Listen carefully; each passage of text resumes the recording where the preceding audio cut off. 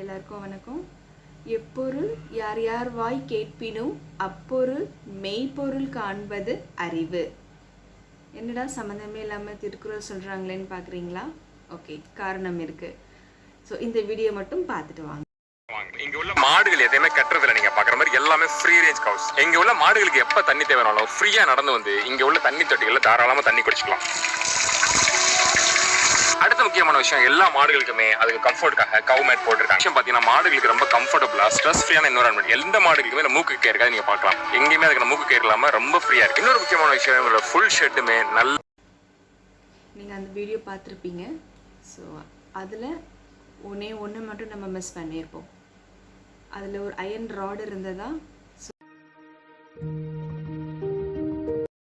எதுக்காக பயன்படுது அப்படின்னா, மாடுகளுக்கு ஆர்டிஃபிஷியல் இன்செமினேஷன், அதாவது செயற்கை முறையில் கருத்தரிப்புக்காக அந்த அயன் ராட் அப்படிங்கிறது அங்கே வச்சிருக்கு. அதை யாரும் பெருசாக நோட் பண்ணியிருக்க மாட்டாங்க, ஏன்னா நமக்கு தெரியாது அது எதுக்காக இருக்குது அப்படிங்கிறது.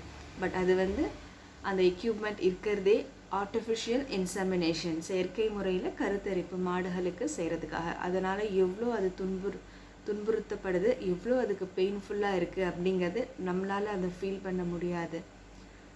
ஸோ இதே ஒரு மனித குலத்துக்கு ஆர்டிஃபிஷியல் இன்செமினேஷன் பண்ணால் அதுக்கு பேர் is rape. But what about animals? நம்ம அதை நினச்சி பார்க்கணும். பார்க்குறது எல்லாமே நம்பணும் அப்படிங்கிறது அவசியம் இல்லை. ஒரு சாஃப்ட் மியூசிக் போட்டு பேசினா போய் உண்மை ஆயிடாது. அதுக்கு பின்னாடி நிறைய பெயின்ஃபுல் இருக்குது. ஸோ அதையும் நம்ம பார்க்கணும். நாமளாக சிந்திக்கிற வரைக்கும் எதுவும் மாறாது. நன்றி.